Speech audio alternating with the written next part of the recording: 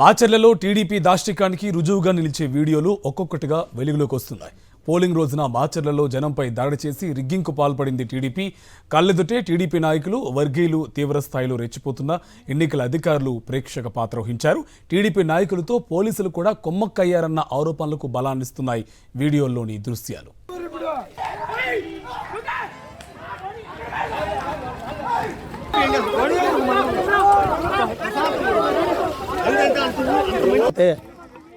మాచర్లలో TDP అరాచకం ఏ స్థాయిలో సాగిందో చెప్పడానికి రెంటచింతల మండలం పాలవాయి గేటులోని పోలింగ్ బూత్లో జరిగిన పచ్చగూండాల దాదాగిరి దృశ్యాలు నిదర్శనంగా నిలుస్తున్నాయి.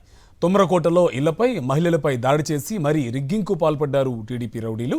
వైఎస్ఆర్సీపీ మద్దతుదారులను ఓటు వేయనివ్వకుండా అడ్డుకున్నాయి టీడీపీ మూకలు. అదుపు చేయకుండా అలా వదిలేసేసారు.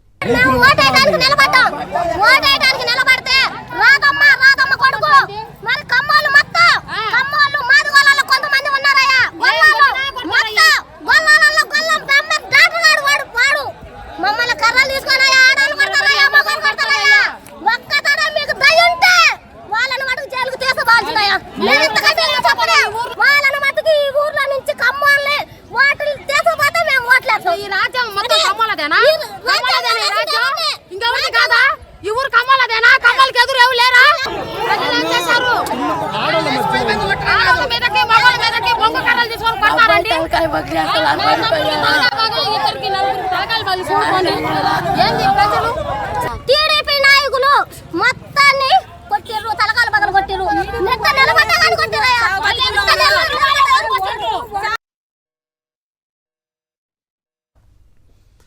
రెంటచింతల మండలం పాలవాయి గేట్లోని 201, 202 పోలింగ్ బూత్లో యథేచ్ఛగా రిగ్గింగ్కు పాల్పడ్డారు టీడీపీ రౌడీలు. ఓటర్లు బూత్ లోపలికి వెళ్లేందుకు ప్రయత్నించడంతో దాడులకు తెగబడ్డారు. టీడీపీ రిగ్గింగ్పై పోలీసులు, ఎన్నికల అధికారులకు ఫిర్యాదులు చేసిన మాచర్ల ఎమ్మెల్యే పిన్నెల్లి రామకృష్ణ అయినా వారు పట్టించుకోకపోవడంతో పచ్చమోకలు మరింత రెచ్చిపోయాయి. జనాన్ని ఓటేనివ్వకుండా రిగ్గింగ్కు పాల్పడ్డాయి. దీన్ని అడ్డుకోవడానికి వెళ్లిన ఎమ్మెల్యే పిన్నెల్లి రామకృష్ణను నిలువరించారు టీడీపీ నాయకులు. వారిని పోలీసులు కూడా జతకట్టారు.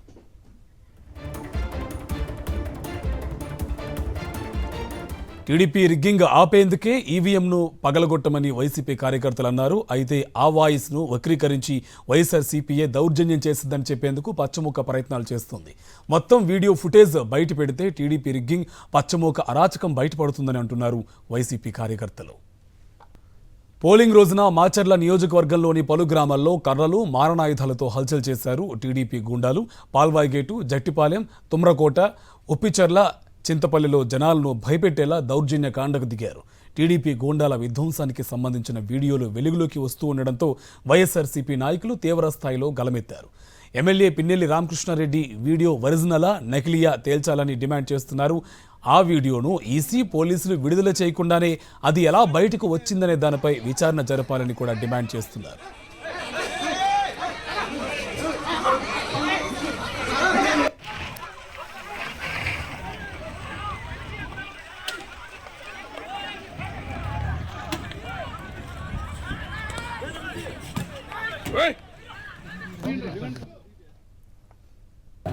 అక్కడ కేవలం కావాలని పోలింగ్ శాతం వైసీపీకి అనుకూలంగా ఉందని వాళ్ళకి తెలిసి లోపలికి వెళ్ళి మహిళల మీద అరాచకం చేసి ప్రశాంతంగా పోలింగ్ జరుగుతున్న చోట వెళ్ళి మహిళలను కొట్టి భయభ్రాంతులు చేసి అక్కడ సీసీ కెమెరాలన్నీ పీకేసి అదేందని మేము వెళ్ళి మా మీద కావాలని రాళ్లతోటి, కర్రలతోటి దాడి చేసి అదేవిధంగా భయభ్రాంతులకు గురి చేసి అక్కడ సీసీ కెమెరాలను కూడా మొత్తం పీకేసి అక్కడ విజువల్స్ ఉన్నాయి, చూడమనండి.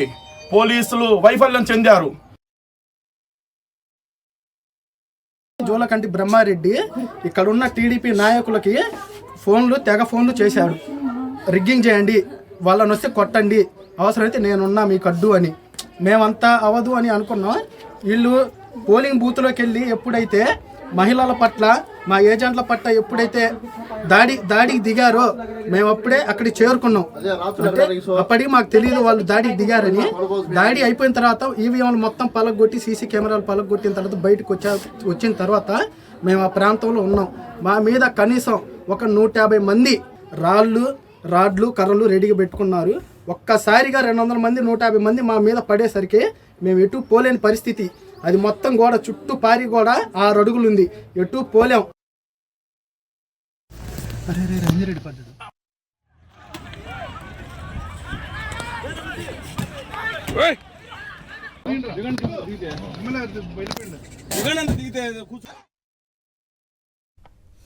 పల్నాడు జిల్లా మాచర్లలో పచ్చమూకలు అరాచకానికి హద్దు లేకుండా పోయింది. మాచర్లలో ఓవైపు టీడీపీ ఈవీఎంల ధ్వంసం, మరోవైపు యథేచ్ఛగా రిగ్గింగ్లు, దాడులు, హత్యాయత్నాలు జరిగాయి.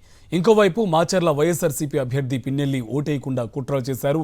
ఓటేసేందుకు కండకుంటకు వెళ్తుండగా రోడ్డుపైనే అడ్డగించారు టీడీపీ మూకలు. ఆ పోలింగ్ సమయం ముగిసే వరకు అడ్డుకోవాలని టీడీపీ కనుసన్నల్లో పోలీసులు కుట్ర చేశారు. పిన్నెల్లి ఆయన కుమారుడు గౌతమ్ను కారులోనే రోడ్డుపై నిర్బంధించారు. పిన్నెల్లితో పాటు నరసరావుపేట లోక్సభ అభ్యర్థి అనిల్ కుమార్ యాదవ్ని పోలీసులు అడ్డుకున్నారు. 10 కిలోమీటర్ల వరకు కార్లను ముందుకు కదలనీయకుండా ఒకదాని తర్వాత మరొకటి వెంబడించారు పోలీసులు. ఇదే అంశంకి సంబంధించి మరింత సమాచారం మా కరెస్పాండెంట్ అశోక్ మనకి అప్డేట్స్ అందిస్తారు. అశోక్, అప్డేట్స్ ఏంటి?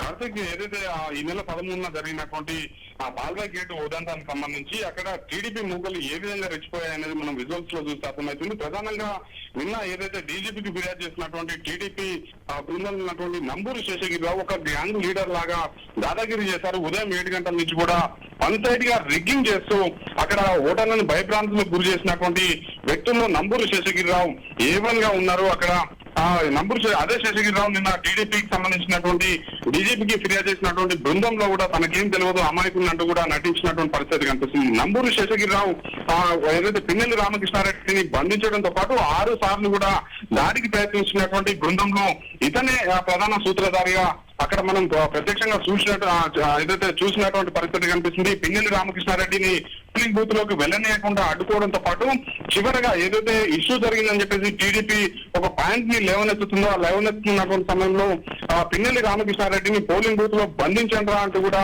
తన మూకలకి ఆదేశాలు జారీ చేసినటువంటి పరిస్థితి కనిపిస్తుంది. పదే అవి రెడీగా ఉంచారా అంటూ కూడా టీడీపీ సంబంధించినటువంటి కార్యకర్తల్ని అడుగుతున్నటువంటి పరిస్థితి ఉంది.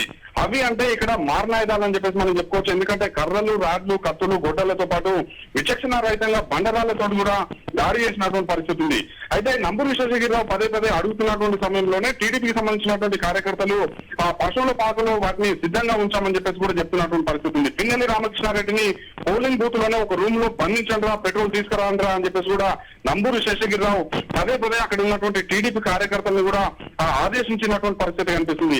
ఒకవైపు ఇక్కడ విచ్చలవిడిగా ఏదైతే దాడులు చేస్తున్నాయి, మరోవైపు ఓటర్లను భయప్రాంతాలకు గురి చేస్తున్నాయి. మహిళా ఓటర్లతో పాటు సామాన్యుల్ని, వృద్ధుల్ని, వికలాంగులను కూడా బెదిరించినటువంటి నంబూరు శేషగిరిరావు టీడీపీ ముఖం. మరోవైపు యథేచ్ఛగా రిగ్గింగ్ కూడా పాల్గొన్నటువంటి పరిస్థితి ఉంది. ఒకవైపు బాల్బాయ్ గేట్ వద్ద ఈ విధంగా జరుగుతుంటే సాయంత్రం సమయంలో కళ్ళకుంటకి ఓటేసేందుకు పిన్నెల్లి రామకృష్ణారెడ్డి వెళ్తున్నటువంటి సమయంలోనే టీడీపీకి సంబంధించినటువంటి నేతల ఆదేశాల మేరకు ఓటు వేయకుండా కూడా రోడ్డు మధ్యనే పోలీసులు పిన్నెల్లి రామకృష్ణారెడ్డిని అడ్డగించినటువంటి విజువల్స్ అయితే మనకి. Thank you Ashok.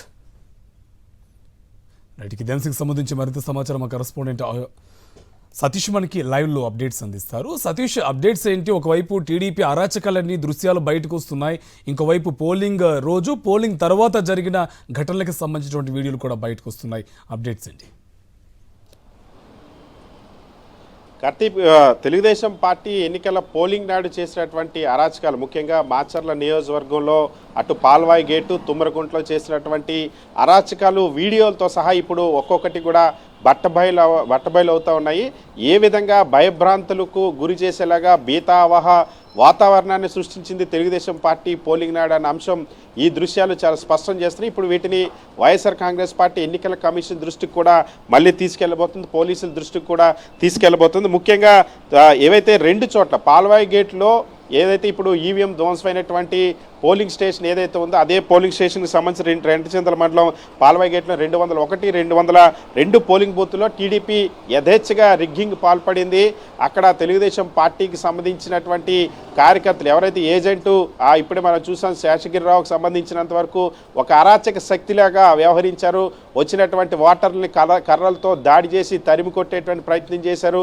ఓటర్లు ఎవరు కూడా ఓటింగ్కి రాకుండా అడ్డుకున్నారు. తెలుగుదేశం పార్టీకి రిగ్గింగ్ పాల్పడింది. ఆ రిగ్గింగ్ని అడ్డుకునేటువంటి ప్రయత్నం ఎమ్మెల్యే పిన్నెల్లి రామకృష్ణారెడ్డి చేసినటువంటి పరిస్థితి. మరొక వైపు తుమ్రకోట ఏదైతే ఉందో ఇదే మాచర్ల నియోజకవర్గానికి సంబంధించి తుమ్రకోట ఆ గ్రామంలో అయితే 203, 204, 205, 206 పోలింగ్ బూతులు ఉన్నాయి. ఈ పోలింగ్ బూతుల పైన ఇష్టానుసారంగా తెలుగుదేశం పార్టీకి సంబంధించినటువంటి రౌడీలు మూకుమ్మడి దాడులు చేసిన పరిస్థితి. ముందుగా పోలీసుల సమక్షంలోనే ఆర్మ్డ్ ఫోర్సెస్ ఉన్నటువంటి సమక్షంలో ఆర్మ్డ్ ఫోర్సెస్ ఉన్నాయి. అక్కడ పోలీసు అధికారులను పోలీసుల సమక్షంలోనే కర్రలు, రాళ్ళు, అదేవిధంగా రాడ్లు పట్టుకొని గ్రామం పైన దాడికి వెళ్ళారు. గ్రామంలో ముందు ఇళ్లలో ఎవరు ఉండకుండా, మగవాళ్ళు ఎవరు ఉండకుండా అక్కడ దాడులు చేశారు. ఆ తర్వాత పోలింగ్ కేంద్రం దగ్గరికి వెళ్ళారు తెలుగుదేశం పార్టీకి సంబంధించినటువంటి రౌడీలు, కార్యకర్తలు. వెళ్ళిన తర్వాత అక్కడ క్యూలో ఉన్నటువంటి మహిళల్ని ఏ విధంగా అక్కడి నుండి తరిమేశారో, ముఖ్యంగా యాదవ సామాజిక వర్గం, బీసీలకు సంబంధించిన వాళ్ళు, అదేవిధంగా ఎస్సీ సామాజిక వర్గానికి సంబంధించి మైనార్టీ వర్గాలకు సంబంధించినటువంటి మహిళల్ని ఎవరిని ఓటు వేయనివ్వకుండా అక్కడ తరిమేసినటువంటి పరిస్థితి. రాళ్ళు, కర్రలతో కొట్టి మహిళలను కూడా కొట్టి తరిమేసినటువంటి పరిస్థితి. ఇదంతా పోలీసుల సమక్షంలోనే జరిగినటువంటి వీడియోస్ కూడా ఇప్పుడు మనకి లభ్యమైనటువంటి పరిస్థితి. ఆ తర్వాత పోలింగ్ స్టేషన్కి వెళ్ళారు. తుమ్మరకోటలో పోలింగ్ స్టేషన్స్లో ఈవీఎంలు ధ్వంసం చేశారు. 4 ఈవీఎంలని అక్కడ ధ్వంసం చేశారు. ఇప్పుడు ఆ ఈవీఎం ఏవైతే ఆ వెబ్ కాస్టింగ్లో నమోదైనటువంటి వీడియో ఫుటేజ్ని ఇప్పుడు బయట పెట్టాలని కూడా వైఎస్ఆర్ కాంగ్రెస్ పార్టీ డిమాండ్ చేస్తుంది. అది బయట పెడితే టీడీపీ అరాచకాలు మరింత ప్రజలకి తెలిసి వచ్చే అవకాశం ఉందని చెప్తారు. ఈసీ దృష్టికి ఈ అరాచకాలన్నింటినీ కూడా వైఎస్ఆర్ కాంగ్రెస్ పార్టీ తీసుకెళ్లాలని నిర్ణయించింది. Karthik. Right, thank you Satish.